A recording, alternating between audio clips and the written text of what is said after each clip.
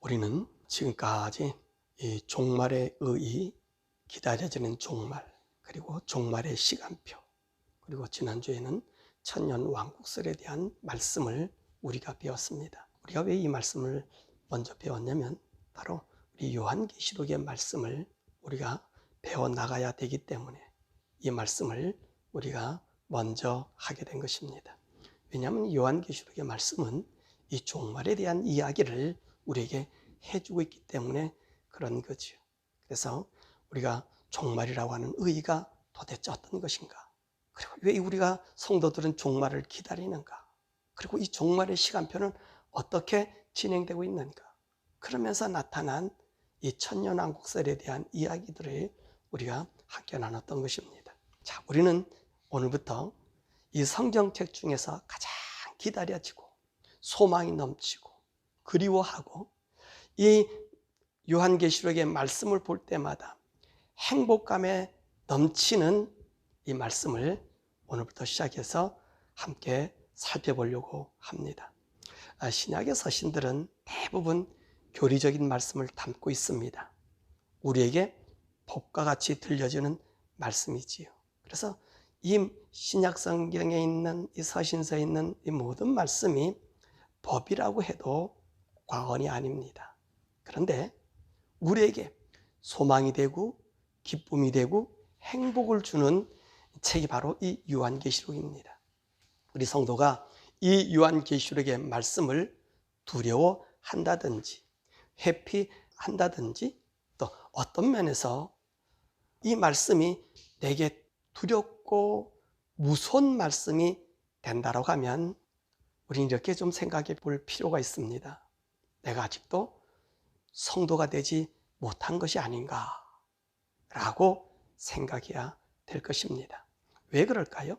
우리의 모든 믿음의 최종점이요, 우리 신앙의 결정체인 완성으로 모든 것이 준비되어 있고 그 영원한 상급이 나타나 있으며, 더욱이 우리가 이 땅에서 고생하고 하나님 말씀으로 살아가기 위해서 애쓰는 그 이유가 밝히 알려주는 책이 바로 이 요한계시록 말씀이기 때문인 것입니다. 그래서 요한은 이 말씀을 읽는 자와 듣는 자와 그 가운데 있는 것을 지켜 행하는 자가 복이 있다라고 말씀하고 있는 것입니다. 이제 우리는 이 복되고 영광스러운 말씀을 성령님의 인도하심으로 그리고 탐독하고 배우고 그 의미를 되새기면서 그 행복의 여정으로 함께 나아가려고 합니다. 첫 번째로 이 요한계시록의 저자는 누구일까요? 자, 1절에 말씀하고 있습니다. 예수 그리스도의 계시라. 이는 하나님이 그에게 주사 반드시 속히 일어날 일들을 그 종들에게 보이시려고 그의 천사를 그 종 요한에게 보내어 알게 하신 것이라. 그러므로 이 요한계시록의 저자는 사도 요한입니다. 그러면 이 서신을 쓴 때가 언제일까요? 이 서신을 쓴 때는 우리 교회가 2차 대박해가 오기 직전인 AD 93년에서부터 96년 사이에 쓴 서신이라고 말씀하고 있습니다. 이때가 바로 로마의 도미티아누스 황제가 로마를 다스렸던 시기입니다. 이 도미티아누스는 여러분들이 잘 알고 계시는 티투스, 바로 디도 장군의 동생입니다.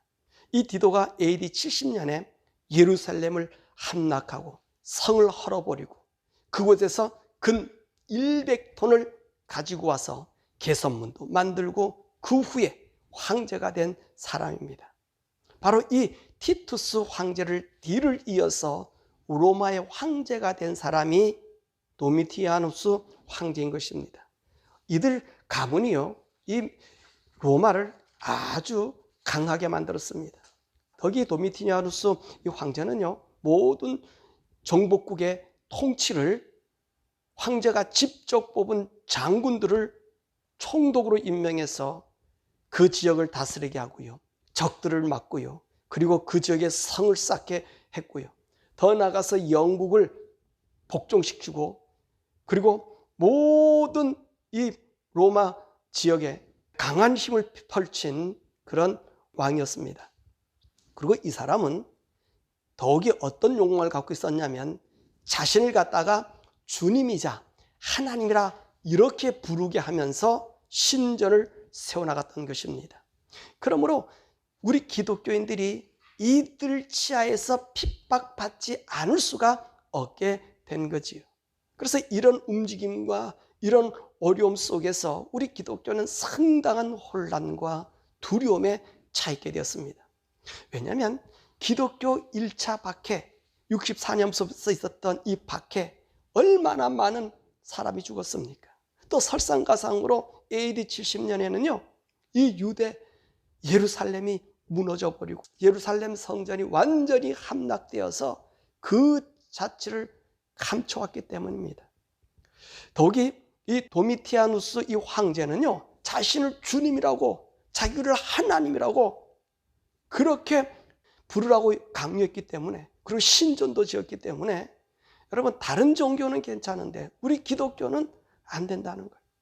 우리 기독교인은 이를 하나님으로 섬길 수가 없는 거예요. 그러므로 우리 성도들이 핍박을 받는 것은 불보듯 뻔한 일이었던 것입니다. 이로 인해 이 성도들과 이 교육자들은 극심한 불안과 두려움에 떨고 있었던 것입니다. 그래도 그나마 성도들이 용기를 얻을 수 있었던 것은 바로 이 사도 요한이 살아있기 때문에 그렇습니다. 1차 박해로 인해서 예수님의 제자, 그 사도들은 거의 다 순교했습니다. 그리고 오직 요한만이 살아남았어요. 그리고 이들은 예수님의 재림을 간절히 기다리고 있었던 것입니다. 사실 1차 박해 후에도 우리 성도들의 핍박은 끊이지 않았습니다. 더욱이 이 도미티안 이 황제, 이 가족들이요 아주 폭정한 사람이 이들에 의해서 예루살렘 성이 흔적도 없이 사라졌지요. 그러고 나서 자신들을 하나님으로 만들어 놓으니 여러분 우리 유대인들과 이 성도들에게는 보통 어려움이 아닌 것입니다. 그래서 사람들은 요한의 생전에 예수님이 재림하실 것이다 라는 기대감을 가지고 있었어요. 그런 기대감과 아울러 어떤 사람들은 예수님의 재림을 믿을 수 없다 그런 사람이 있었고요. 또 어떤 성도들은 우리 주님이 재림할 시가 임박했다 라고 얘기하는 거예요. 왜 그럴까요? 요한이 살아있기 때문이라 그랬지. 이 말씀이 요한복음 21장에 말씀하고 있잖아요. 베드로가 요한은 어떻게 될 겁니까? 야, 내가 올 때까지 그를 살게 할지라도 너는 무슨 상관이냐? 너는 내일 나만 따라오고 내 일만 해 라고 얘기했단 말이에요. 그러니까 사람들은 뭐라고 생각한 거예요? 아, 요한은 죽지 않고 우리 주님의 재림을 볼 것이다 라고 생각했기 때문에 그런 것입니다.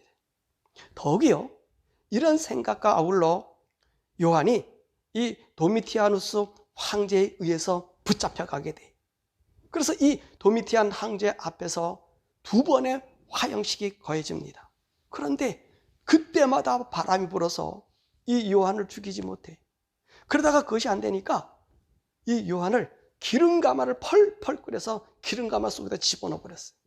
그랬더니 이 요한이요, 이 기름가마에서 따뜻한 온수에서 목욕하는 것처럼 이 사람이 아무런 해를 받지 않은 거예요. 그러니까 도미티아누스가 다시 이 요한을 끄집어내서 독약을 타가지고 먹입니다. 그랬는데도 맹물 먹듯이 아무런 반응이 없었던 거예요. 그래서 이 황제가 할 수 없이 이 요한을 반모섬으로 유배시킨 거예요. 귀양 보낸 거예요. 이 사실을 모든 성도들이 알게 되었단 말입니다. 그러니까 일부 성도들은 이 사도 요한이 살아생전에 우리 주님이 재림하실 거야 라고 이렇게 확신했던 거예요. 아마도 요한도 그럴 것이라고 생각했을런지 모릅니다. 왜냐하면 이때 요한의 나이가 적어도 100살은 넘었을 때란 말입니다. 여러분 그렇지 생각하지 않으세요? 그런데 우리 하나님은 요한이 살아 있을 때 다시 오는 것이 아니라 먼 훗날 온 땅에 복음이 전파되고, 그리고 이방인들이 예수를 믿어 그 성도의 수가 차기까지 우리 예수님이 재림하시지 않는다고 하는 사실을 알려주시기 위해서 사실 이 계시록을 썼다고 해도 틀린 말이 아닐 것입니다. 자, 그러면 이 기록 장소는 어디냐는 거예요. 계시록 1장 9절의 말씀 보니까 나 요한은 너희 형제요 예수의 환난과 나라와 참음에 동참하는 자라. 하나님의 말씀과 예수를 증언하였으므로 말미암아 밤모라 하는 섬에 있었더니. 그러니까 오늘 기록 장소가 어디라고요? 밤모다, 밤모섬이라고 하는 말씀이죠. 그러면 이 계시의 말씀을 받아서 보낸 곳이 어딜까요? 보니까 아시아의 7교회다. 그렇게 오늘 1장에서 말씀해 주고 계십니다. 그러면 이 요한계시록은 어떤 책일까요? 사람들은 이 요한계시록을 볼 때 이해하기 어려운 책이라고 생각했습니다. 그래서 루터는 이 요한계시록을 보고 뭐라고 말씀하셨냐면 이 글자만큼이나 참 수수께끼로 가득 찬 말씀이다. 그렇게 말했습니다. 칼빈은 창세기부터 계속 성경을 해석해서 내려오다가 요한계시록 3장까지 해석은 했어요. 그리고 4장부터는 도저히 이해할 수가 없다 해서 해석을 포기해버렸습니다. 또 많은 사람들이 요한계시록을 해석했지만 정확히 해석해 놓은 책이 없었고, 또 해석을 한다 해도 맞지 않은 비밀의 책이 되었습니다. 그 이유가 무엇일까요? 요한이 전한 이 말씀을 뭐라 그랬습니까? 요한 계시록이라. 이 계시록이란 말씀입니다. 이 계시라는 말은 보여준 것을 받았었다는 거예요. 자, 여러분, 에스겔의 환상에서 보았을 때 에스겔 1장에 스랍들이 막 날아다녀요. 이리 다니고 저리 가고, 지금으로 얘기한 UFO의 모습적으로 막 이렇게 날아다닙니다. 사람들이 이해할 수 있습니까? 어렵잖아요. 이런 계시를 글로 표현할 때 사람들이 이해하기가 쉽지 않는 것입니다. 또한 이 계시는 미래를 직접 현실로 본 것입니다. 마치 우리가 영화를 보는 것처럼 그 실감나는 영상이기 때문에 하나님께서 미래의 세계를 보여주신 것을 말하기 때문에 사람들에게는 그 시대에 살지 않는, 앞으로 미래에 살지 않는 사람은 이건 참 어려운 문제예요. 아무리 해석을 동원해도 해석이 될 수 없습니다. 그러면 이 계시의 말씀은 언제 이루어져요? 그때 가면, 그 계시의 시점 가면 자연스럽게 알 수 있는 거예요. 마치요, 이사야가 유대가 멸망해서 이스라엘은 산산이 흩어지고 성전이 파괴되고요, 바사왕 고레스에 의해서 다시 이 성전이 재건된다, 이렇게 말했습니다. 이때가 언제냐면 히스기야 때일 거예요. 이 히스기야 때는요, 유다가 강성했어요. 그 당시 아수르 제국이 강성했는데 이 히스기야가 아수르까지 점령한 흔적이 있는 강성한 나라예요. 그래서 바벨론에서 이 히스기야가 병들었다가 다시 살아났다고 하니까 축하단을 파견한 거예요. 그 정도로 이 히스기야 때가 강성했었습니다. 이때 이사야는 뭐라고 얘기했느냐? 우리 예루살렘은 무너지고 우리 성전도 무너지고, 더 나아가서 지금 여기 온 바벨론도 무너지고, 그 다음 바사가 나타나는데 이 바사의 고레스에 의해서 이제 무너졌던 예루살렘 성전이 건축할 것이다 라고 말했어요. 그럼 그 당시의 사람들이 어떻게 믿을 수 있습니까? 바벨론 제국도 형성되지 않았죠. 바사란 제국이 있을지 없을지도 모르지. 더 나아가서 오늘 바사왕 고레스라고 얘기할 정도 그 이름이 나타났단 말입니다. 그러면 이 이사야가 이 예언했을 때가 언제입니까? 적어도 163년 후에 일어날 일을 지금 이야기한 거예요. 그러니까 사람들이 이해할 수가 없었던 것입니다. 그런데 그 일은 실질적으로 그때 가니까 일어나게 되더라는 것입니다. 그러므로 요한계시록도 그렇게 읽고 믿어야 되는 것이지요. 그런데 사람들이 이것을 해석하다 보니 하나님을 불신하게 만들고요, 하나님이 안 계신 것처럼 만들어 봅니다. 오히려 하나님의 말씀을 해석하는 것이 불신자들을 양성하는 결과가 되었다는 것입니다. 그러므로 요한계시록을 그대로 믿고 기다리고, 또한 이 말씀을 후손들에게 그대로 믿으라고 전달해야 되는 것입니다. 왜냐하면 그때가 가면 아주 똑똑한 현상으로 나타나게 되기 때문에 그렇습니다. 자, 네 번째로 이 계시록은 어떻게 진행될까요? 오늘 여러분에게 나눠드린 도표를 참고하시길 바랍니다. 이 도표는 계시록의 파노라마입니다. 이 도표에 의한 계시록의 말씀이 그대로 이루어지게 될 것입니다. 자, 이 요한계시록은 세 부분으로 나누어졌습니다. 맨 옆에 보면 내가 본 것, 지금 있는 일, 장차 될 일, 그렇게 표시가 되어 있죠? 예. 이렇게 세 부분으로 되어 있습니다. 그러면 이 세 부분을 누가 나눴을까요? 요한이 나눴을까요? 아닙니다. 계시를 주신 분이 그렇게 나누라고 한 거예요. 그래서 첫 부분이 뭡니까? 내가 본 것. 요한이 천상에서 본 것을 말하라고 합니다. 그것이 1장에 있습니다. 자, 두 번째 부분, 지금 있는 일. 이건 당시 요한이 반모섬에 유배되어 있을 때에 소아시아 지방 교회들의 문제점인 것입니다. 그것이 바로 7교회를 말하고 있죠. 에베소 교회, 서머나 교회, 버가모 교회, 두아디라 교회, 사대 교회, 빌라델비아 교회, 그리고 라오디게아 교회의 영적인 상태를 말하고 있는 것입니다. 또 지금 있는 일이라고 하는 말씀은 이렇게도 이야기할 수 있습니다. 어느 세대를 막론하고 이런 유형의 교회들이 있음을 알게 합니다. 물론 이것은 교회 공동체에서 나타난 모습이기도 하지만 우리 각자 개인의 모습이기도 한다는 것입니다. 그리고 세 번째 부분입니다. 그것이 무슨 말씀이에요? 제일 긴 차트에서 바로 미래에 있을 일입니다.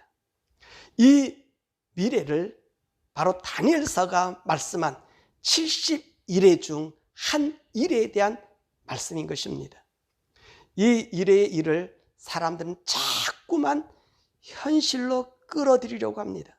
세상이 어수선하고 어려움이 있을 때 바로 그때가 아닌가 하고 억지로 이 말씀을 맞추려고 하는 것이지요. 이렇게 하면 되지 않습니다. 한 일의 사건은 바로 그때에 계시록의 말씀과 같이 똑같은 현상과 징조가 나타나게 됨을 명심해야 됩니다. 장차 될 일은 계시록 4장에서부터 22장까지 일입니다. 자, 그 시간의 순서를 오늘 도표로 말씀해 주고 있습니다. 4장과 5장은 예수님께서 천상에서의 위치, 그분의 존귀와 영광과 경배받으시는 분으로 나타냈고요. 그리고 세상을 주관하는 심판하시는 주님으로 표현하고 있습니다. 그리고 6장에서 8장 6절까지 7인에 대한 말씀이 있습니다. 우리가 그 부분에 가서 자세히 말씀드리겠습니다마는 인재앙이라는 말씀은 앞으로 있을 재앙의 모습을 먼저 말하는 것입니다. 그러니까 앞으로 이런 재앙이 나타나서 사람들에게 극심한 혼란과 고통과 죽음이 있음을 알려주는 것입니다. 그래서 뭐라고 말씀하시죠? 봉인된 두루마기를 여는 것으로 표현되고 있습니다. 그래서 7년 대환란의 시작은 7째 인을 떼면서 시작이 됩니다. 왜 그럴까요? 7인을 떼면서 7 나팔이 준비되어 있기 때문에 그런 것입니다. 마치 이와 같은 거예요. 하나님 아브라함에게 그 자손들의 운명에 대해서 말씀하시잖아요. 너희가 이방의 객이 돼서 400년 동안 430년 동안 종이 되리라 말씀했어요. 그리고 이스라엘 백성을 보냈습니다. 그리고 모세에게 나타났잖아요. 그럼 모세에게 뭐라고 말씀하세요? 야, 네 백성을 데리고 와라. 시간이 됐으니까. 그러니까 어떻게 합니까? 모세가 묻습니까? 하나님 뭐라 말씀하세요? 내 바로에게 가서 내 백성을 보러라 얘기하라. 그럼 무슨 표적이 뭡니까? 이러이러한 표적이 나타난 후에 그가 내 백성을 보낼 것이다. 이렇게 미리 알려준 것과 같다는 것입니다. 이렇게 하나님께서 준비하신 재앙들이 나팔을 불 때마다, 대접 재앙이 있을 때마다 함께 나타나는 것입니다. 그리고 7장에서는 성도들의 인침 사건이 나옵니다. 바로 이 3년 반 전, 이 대환란이 시작되기 전에 인침 사건이 시작이 되는 거예요. 그래서 인침이 사건이 끝나고 나면 8장부터 우리 성도들이 그렇게 원하고 바라고 기다렸던 마지막 한 일회가 펼쳐집니다. 그것이 8장에서 11장까지 7 나팔 재앙이 떨어지게 되는 것입니다. 이때 바로 적그리스도가 세계를 평화롭게 만들고요, 다니엘서 9장 26절에서 27절의 말씀처럼 인류의 메시아가 되는 거예요. 인류의 메시아가 되고 나서 예루살렘에서 성전에서 드리는 제사와 예물을 막아버려요. 그것이 다니엘서 12장 11절에와 계시록 12장 2절의 말씀 보니까 1290일과 42달이라는 거예요. 즉 3년 반 동안 금지하게 됩니다. 동시에 이 적그리스도가 나타남과 동시에 계시록 11장 1절에서부터 13절의 말씀 보니까 누가 나타났느냐? 두 증인이 나타나요. 이 적그리스도가 권세를 얻어서 세계 역사를 주장하는 동안에 하나님께서는 두 증인을 세워 마지막 구원의 노력을 하십니다. 그래서 그 기간이 얼마냐? 계시록 11장 3절의 말씀 보니까 1260일이라고 말씀하셨습니다. 그러니까 전 3년 반이 채 끝나기도 전에 이제 이 두 증인은 적그리스도의 세력에서 잡혀서 순교를 당하고요, 그 시체를 무덤에 장사하지 못하게 사람들이 다 보도록 모욕을 줍니다. 그러다가 3일 반 만에 하나님 명령하시죠. 이리로 올라오라 그랬더니 구름을 타고 부활 승천하는 거예요. 그리고 나서 이 땅에는요, 성도들 향한 극심한 핍박이 있어요. 그 기간이 다니엘서 12장 12절에 1335일이라고 말씀했습니다. 그 말씀의 의미를 우리가 지난번에 다 살펴봤지만 얼마나 그랬습니까? 1335일이라고 그랬습니다. 그래서 1335일까지 이르는 사람이 복되다라고 말한 거예요. 이것은 적그리스도의 전 통치 기간으로서 오늘 1290일에 45일을 더해진 숫자들입니다. 다시 말하면 이 두 증인이 순교하고 난 이후 45일이 더 지난다는 말씀이지요. 그래서 이때까지 성도들이 핍박을 견디는 자가 복이 있다는 거예요. 자, 이렇게 두 증인이 이제 휴가하고 45일이 지나고 나면 계시록 11장 5절에서 19절의 말씀 보면 예수님이 공중에서 재림합니다. 이때 성도들이 휴거가 일어나는 거예요. 바로 7번째 나팔이 불려지게 되는 거예요. 이때 1차 부활, 잠자던 성도들, 죽어있는 성도들이 부활하여 공중에서 예수님을 만나고 땅에 있는 성도들이 휴거하여 일어나 공중으로 올라가 예수님을 맞이합니다. 이 말씀이 어디에 있어요? 오늘도 계시록에 거기에 있지만 또 데살로니가전서 4장 16절과 17절에 말씀하고 있는 것입니다. 그리고 나서 12장에서 14장 말씀은 어떤 말씀이냐? 예수님이 이 세상에 오시고 나서서 3년 반 동안 이 땅에 어떤 영적인 싸움들이 있었는가를 보여주고 있는 것이, 그리고 15장에서는 후 3년 반에 있을 7 대접이 준비되고 있습니다. 그리고 또 뭐가 있냐면은 25장에는 공중에서 예수님과 함께 있는 성도들의 모습이 또한 담겨져 있습니다. 후 3년 반 7대접 재앙은 지구 종말의 재앙입니다.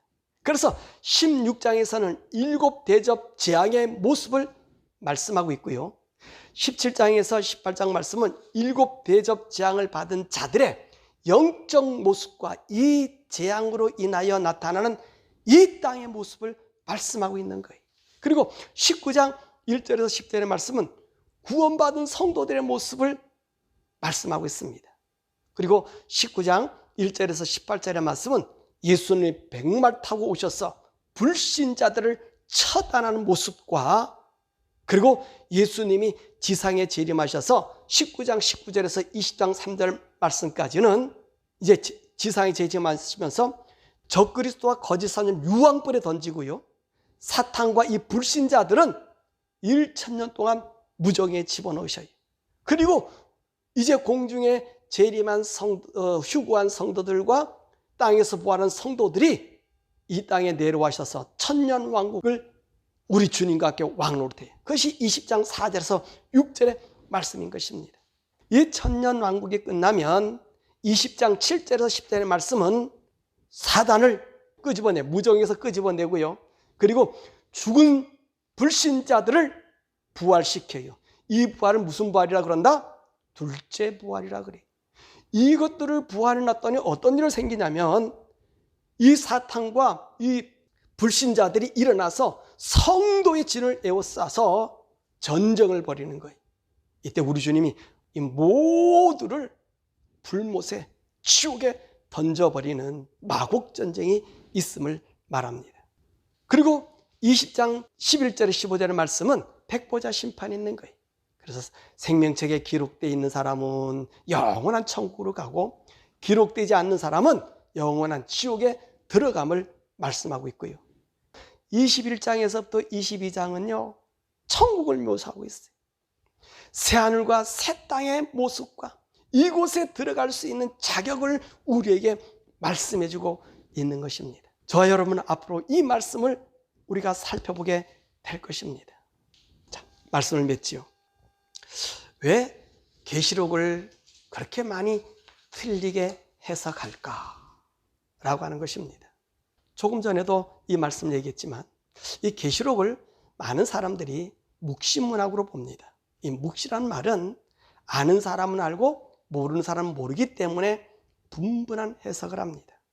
그래서 사람들마다 자기 생각을 넣어서 해석하게 되고 또 자신들의 계통의 사람들이 그렇게 했으니 그 사람들을 더 변명하고 그에 맞는 말과 이론을 채우다 보니 잘못된 해석, 맞지 않는 시대상, 알 수 없는 성경책으로 치부해버리게 된 것입니다. 자, 우리는 하나님의 계시의 책들을 잘 이해할 필요가 있습니다. 계시는 미래의 그때에 가서 그대로 나타난다는 사실입니다. 이 사실을 잊어버리고 자신의 학문의 지식을 나타내려고 이것저것 붙이면 되지 않습니다. 오직 하나님 말씀을 그대로 믿고 따르고 기다려야 합니다.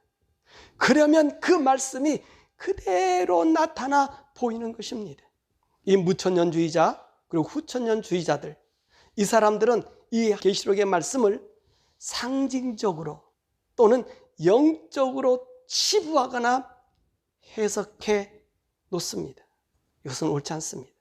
영적으로 해석한다는 것은 하나님의 직접적인 계시가 있어야 가능하십니다. 그렇지 않고서는 자신의 어떤 아이디어로 떠오르는 생각으로 어떤 깨달음으로 해석한 것을 영적이라고 표현하면 안 된다는 것이지요. 더욱이 영적 해석을 하는 무천년주의나 후천년주의자들은요, 이들 대부분의 학자들은 뭐라고 얘기하냐면 성령의 역사는 일회성으로 끝났다고 믿고 있어요. 오순절 당시 사도들이 있을 때만 이런 영적인 역사가 일어났다고 하는데, 그리고 이제는 아니라고 얘기하는데 그들이 어떻게 영적으로 해석할 수 있습니까? 다분히 저들이 주장하는 그 어떤 사람의 이야기를 확대하고 포장하고 변호하는 일밖에 할 수 없는 것입니다.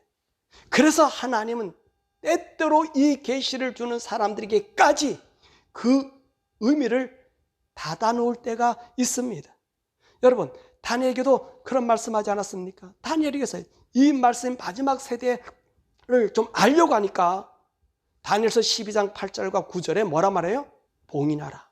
봉인해둬라. 그거 왜 그럴까요? 다 알려주면서 다니엘에게 얘기할 수 있지 않습니까? 그런데 왜 봉인하고 말하지 말라는 거예요? 이 말씀 안 해줬어요. 다니엘도 그 말씀을 잘 이해할 수 없기 때문입니다. 스가랴도요, 두 감람나무를 보고 계속 물어요. 그러니까 나중에 얘기해줘요. 자, 이 두 감람나무는 스가랴 4장 14절의 말씀 보니까 기름 부음을 받는 자 둘이니 온 세상의 주 앞에 서 있는 자라 하더라. 그리고 끝나는 거예요. 이 두 증인에 대한 이야기를 하거든. 해서 거기서 딱 끝나고 누구라고 얘기하지 않고 딱 끝나요. 왜? 이 말씀 어떻게 됩니까? 계시 받는 자도 잘 모를 수가 있으니까, 이해가 안 될 수 있으니까 봉해놓으라는 거예요. 그런데 어떻게 되면 안다고요? 그 시대에 가면 아는 거예요. 그래서 상징적인 해석이라고 하는 건요, 이 온갖 잡다한 것들을 다 집어넣어서 인간 위주로 해석해서 우리 모든 자들을 속용으로 만들어버리는 거예요. 그러므로 이 후천년주의나 천년주의자들이 이 계시록을 설명하는 걸 조심해야 된다는 거예요. 그리고 세대주의나 역사적 전천년주의자들이 주장하는 사람들도 좀 조심해야 돼요. 왜냐하면 하나님이 가르쳐주신 말씀의 숫자 외에 자신들의 의미를 부여해서 생각해서는 안 됩니다. 있는 숫자 그대로 믿어야 하는 것입니다. 또한 사건의 진행도 그대로 믿어야 하는 것입니다. 제가 이렇게 말씀드리면, 아니 뭐 그렇게 바보스럽게 믿어, 무식하게 사람들이 다 그렇게 말하고 학자들이 다 그렇게 말하고 있는데, 모든 사람이 다 그렇게 믿고 말하고 있는데 왜 너만 안 믿어? 그렇게 말할 수 있어요. 제가 다시 강조합니다. 하나님의 계시는 그대로 이루어집니다. 하나님 말씀하신 그대로 이루어지지 않는다면 그것은 계시가 아닙니다. 더 심각한 것은 하나님도 참 창조주 하나님이 되실 수 없습니다. 왜냐하면 그분의 전지성에 크나큰 손상을 입기 때문입니다. 그래서 저는 그 말씀을 그대로 믿고 해석합니다. 하나님의 계시에 있어서 더욱더 그렇습니다. 다른 어떤 것을 그 속에 끼워 넣을 수 없는 것입니다. 계시는 그때 그 시간에 명확하게 드러나게 되기 때문인 것입니다. 여러분 한번 보십시오. 성경을 많이 해석한 그 지역, 그 나라들, 거기에 하나님의 교회는 어떻게 되었습니까? 없어지지 않았습니까? 오히려 하나님을 부인하고 인간 위주로 탈바꿈하여 하나님께 도전하고 있지 않습니까? 그렇다면 우리는 어떤 결론을 얻을 수 있을까요? 수많은 해석이 하나님을 믿는 것을 멀게 만드는 사단의 계략인 것을 여러분 이해하시길 바랍니다. 지금은 하나님 말씀을 그대로 믿으시길 바랍니다. 어떤 반문도 하지 말고 그냥 믿고 따르고 순종하십시오. 그것이 우리의 생명이요 영생이 됩니다. 이 계시록을 해석하는 일에서는 더욱더 그렇습니다. 바라고 원하기는 세상이 무엇이라고 하든 때로는 그 하나님의 말씀이 정말 이 세대와 맞지 않는다고 해도 여러분은 결코 그 말씀 믿는 것을 포기하지 마시고 말씀을 감미롭게 하는 그 어떤 미학이나 천가나 많은 해석에 여러분의 영과 혼이 빼앗기지 마시길 바랍니다. 우리는 하나님 말씀을 그대로 믿고 순종하여 우리 예수님이 재림하시는 날 영광의 몸으로 믿음의 산 증거로 공중에서 주님을 만나시기를 간절히 축원합니다.